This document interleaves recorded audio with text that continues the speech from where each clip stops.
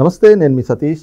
ఆంధ్రప్రదేశ్లో మున్సిపల్ ఉప ఎన్నికల్లో కూటమి ప్రభుత్వం జోరు కొనసాగుతూ ఉంది. ఇప్పటికే హిందూపురంతో పాటుగా మిగతా స్థానాలు కూడా కూటమి ప్రభుత్వం కైవసం చేసుకోగా మున్సిపల్ చైర్మన్లు అలాగే వైస్ చైర్మన్లు అన్నీ కూడా ఎక్కడికక్కడ ఏకగ్రీవం అవుతున్నటువంటి పరిస్థితులు, ఆధిక్యం దిశగానే కూటమి ప్రభుత్వం కూడా వెళ్తున్నటువంటి పరిస్థితులు అయితే కనిపిస్తూ ఉన్నాయి. అయితే కూటమి అధికార దుర్వినియోగానికి పాల్పడుతూ ఉంది. ఎక్కడికక్కడ బెదిరింపులకి, ప్రలోభాలకి గురి చేస్తూ ఈ ఎన్నికల్ని సజావుగా సాగనివ్వట్లేదు. కాబట్టి ఈ ఎన్నికల్ని వాయిదా వేయాలి.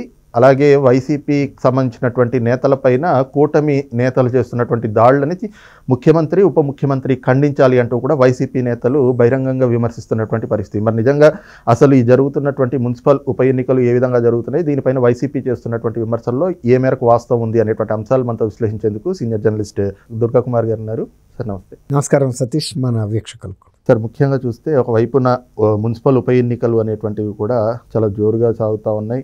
మరి కూటమి పార్టీలు కూడా వీటిని ఎంతో ప్రతిష్టాత్మకంగా తీసుకుని వాటిని నడిపిస్తున్నటువంటి పరిస్థితి. అయితే ఇక్కడ కూటమి ప్రభుత్వం అనేటువంటిది అధికార దుర్వినియోగానికి పాల్పడుతుంది, ఈ ఎన్నికల్ని వాయిదా వేయాలి అంటూ వైసీపీ చేస్తున్నటువంటి ఆరోపణలు కావచ్చు, ఆ విమర్శలు కావచ్చు, ఇందులో ఏ మేరకు వాస్తవం ఉందనుకోవచ్చు? మీకు ఒక చిన్న విషయం గుర్తు చేస్తాను సతీష్. మొన్న జరిగిన స్థానిక ఎన్నికల ఎలక్షన్స్, ఇప్పుడున్న కార్పొరేటర్లు కానీ కౌన్సిలర్లు ఉన్న ఎలక్షన్స్, కిందసారి వైఎస్ఆర్సీపీ హయాంలో జరిగినప్పుడు అసలు ఎన్నికలు అంటారా వాటిని?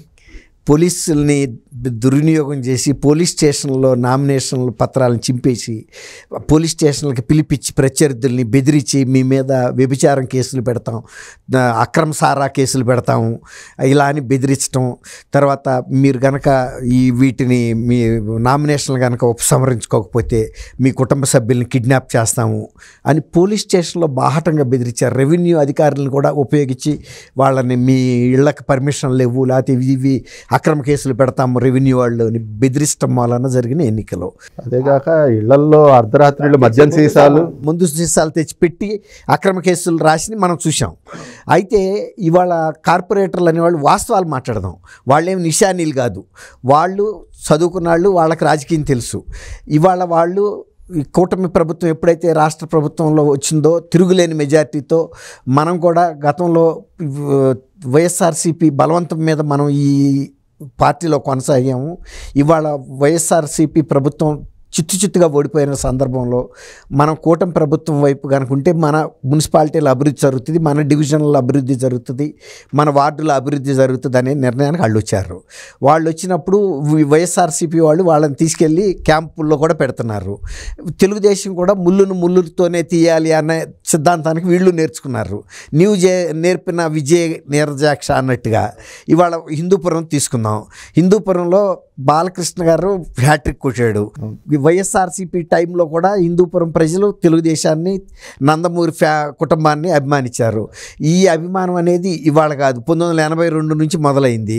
రామారావు గారు ఆ నియోజకవర్గానికి ప్రాతినిధ్యం వహించారు, హరికృష్ణ గారు వహించాడు, తర్వాత బాలకృష్ణ గారు మూడోసారి. బాలకృష్ణ గారు చాలామంది ఏమనుకున్నారంటే ఆయన సినిమాల్లోనే ఆయన దృష్టి అంతా ఉంటుంది, హిందూపురాన్ని పట్టించుకోడు అని. కానీ హిందూపురాన్ని ఎంత పట్టించుకుంటున్నాడు అనేది హిందూపురం ప్రజలకు తెలుసు, హిందూపురంలో ఉండే రాజకీయ కార్యకర్తలకు తెలుసు. ఈ పార్టీ ఆ పార్టీ అని కాదు, అన్ని పార్టీల వాళ్ళు కూడా ఆయన హిందూపురంలో చేస్తున్న అభివృద్ధి గురించి మాత్రం వేరేగా మాట్లాడలేకపోతున్నారు. ఆయన ఎక్కడ ఉన్నా సరే హిందూపురం మీద ప్రత్యేకమైన కన్నేసి చూస్తున్నాడు. ఎంత చిన్న ఇష్యూ తన దృష్టికి ఎవరు తీసుకొచ్చినా కూడా వెంటనే అటెండ్ అవుతున్నాడు. ఈవెన్ ప్రతిపక్షంలో ఉన్నప్పుడు కూడా సమస్యలు పరిష్కరించడానికి ఆయన వెనక్కి పోలేదు. తర్వాత ఈ మధ్యలో మొన్న ఈ పద్మభూషణ్ వచ్చిన సందర్భంలో హిందూపురం నియోజకవర్గంలో పండగ కింద చేసుకున్నారంటే బాలకృష్ణ గారి పట్ల వాళ్ళకి ఎలాంటి ప్రేమ ఉందనేది మనం అర్థం చేసుకో. ఒక కుటుంబ సభ్యులు ఎలా అయితే సెలబ్రేట్ చేసుకుంటారో ఒక నియోజకవర్గంలో ప్రజలు, అంటే మన బాలకృష్ణ గారికి పద్మభూషణ్ వచ్చింది, మనతోనే ఉంటాడు అలాంటి వ్యక్తి. అంటే అసలు ఇంకోటి ఏంటంటే ఈ వయసులో పద్మభూషణ్ కూడా రావటం అనేది నిజంగా అసలు ఆయన సినిమాల మీద ఎక్కువ కాన్సన్ట్రేషన్ కూడా చేయని పరిస్థితుల్లో మరి సినిమాలను కూడా ఒక పక్కన బ్రహ్మాండమైన సూపర్ హిట్ అన్నీ కూడా పాన్ ఇండియా ఫిల్మ్స్లో కూడా మొన్న సంక్రాంతిలో కూడా ఆయన సూపర్ హిట్లు వచ్చినాయి.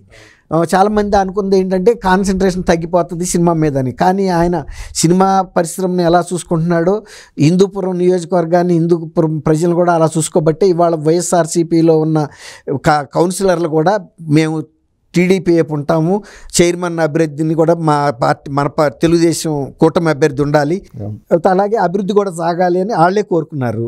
ఆ సందర్భంలో ఈయన కూడా ఏం చేశాడు, వైఎస్ఆర్సీపీ వాళ్ళు కూడా డబ్బు మూటలు ఇప్పారు. ఓహో ఇట్లా ఉందా పరిస్థితి అని ఈయన రాజకీయం చేశాడు. అక్కడ ఆయన కూడా వాళ్ళని బెంగళూరు అక్కడ క్యాంపులో పెట్టి తీసుకొచ్చారు. ఒకటండి, క్యాంపులో ఎన్నాళ్ళు ఎవరిని పెట్టినా తీరా మున్సిపల్ హాల్లోకి వచ్చిన తర్వాత వాళ్ళు చెప్పిన ఓటింగే కరెక్ట్. అట్లాగే మరి వాళ్ళు అక్కడి నుంచి వచ్చినా కూడా వీళ్ళ డబ్బు సంచుల వైపు చూడకుండా తెలుగుదేశం కూటమి మున్సిపల్ చైర్మన్ రావాలి, వైస్ చైర్మన్ రావాలి అని కోరుకుంటున్నారు. అలాగే ఇవాళ తిరుపతిలో జరగాల్సి ఉండే ఎన్నిక వాయిదా పడింది. వాళ్ళు కూడా పాండిచేరికి తీసుకెళ్లారు, క్యాంప్ పెట్టారు. ఎంత క్యాంపు పెట్టినా నేను ఇంతకుముందు చెప్పినట్టు కౌన్సిలర్లు కానీ కార్పొరేటర్లు కానీ floor of the house municipal సమావేశ మందిరంలోకి వచ్చిన తర్వాత వాళ్ళు వ్యక్తం చేసిన అభిప్రాయం లెక్క కానీ నేను ఇన్నాళ్ళ క్యాంపులో పెట్టి ఉంచుకో, కానీ వాళ్ళు వచ్చి చెప్పాలి కదా. అట్లా ఇప్పుడు ఎక్కడ ఒత్తిడి ఉంది అక్కడ, వాళ్ళు క్యాంప్ పెట్టారు కదా. క్యాంప్ పెట్టినప్పుడు ఎవరు అభిమానులు వాళ్ళు తీసుకెళ్తున్నారు. కానీ ఏ కార్పొరేటర్ అయినా కౌన్సిలర్ అయినా ఏ పార్టీ గెలవాలి అంటే చైర్మన్ ఉండాలి, వాళ్ళు నిర్ణయించుకుంటున్నారు. కాబట్టి ఇవాళ ఇక్కడ ఏదో దుర్వినియోగం అయిందని ఇవాళ చెప్పటం కన్నా అది ఆ 2 ఏళ్ల క్రితం జరిగిన ఎన్నికలను కనుక వాళ్ళు సజావుగా జరుపుకుంటే ఆ రోజు కూడా టీడీపీ చాలాసార్లు గెలిచేది, కొన్నిసార్లు వైఎస్ఆర్సీపీ కూడా గెలిచేది. కానీ పూర్తిగా వాళ్ళు కట్ చేశారు. ఇవాళ కార్పొరేటర్లే కోరుకుంటున్నారు కూటమి ప్రభుత్వం ఉంది కాబట్టి ఇక్కడ కూడా కూటమి ప్రభుత్వం కనుక ఉంటే మున్సిపాలిటీలో కూడా అభివృద్ధి జరుగుతుంది, రేపు మళ్ళీ మనం తిరిగి ఎన్నిక కావాలనేది వాళ్ళ కోరిక. ఆశ ఉండటంలో తప్పు లేదు కదా. అట్లా ఇప్పుడు బాలకృష్ణ గారికి ఆ హిందూపురం నియోజకవర్గం మీద హ్యాట్రిక్ కొట్టిన తర్వాత ఇంకా అభిమానం ఏర్పడింది, ఇంకా బాధ్యత పెరిగింది. ఆయన కూడా చెప్పాడు, నాకు ఈ బిరుదు వచ్చిన తర్వాత నా బాధ్యత పెరిగింది అన్నాడు. అట్లాగే 3వసారి హిందూపురం నుంచి నన్ను ప్రజలు ఇంత అభిమానంతో ఎన్నుకున్న తర్వాత హిందూపురం నా సొంత ఊరు, సొంత నియోజకవర్గం, నేను ఉన్నంతకాలం హిందూపురం ప్రజల్ని మరవను, హిందూపురం అభివృద్ధిని మరవను అని చెప్పాడు. అది కార్పొరేటర్లకు కూడా నచ్చింది. ఎస్, మనకి ఇంత టైం డెడికేషన్గా మనకి ఇస్తున్నాడు కాబట్టి మనం ఖచ్చితంగా గెలిపించాలనుకున్నారు, గెలిపించారు. అది ఒక రకంగా నైతిక విజయం అని చెప్పాలి బాలకృష్ణ గారికి.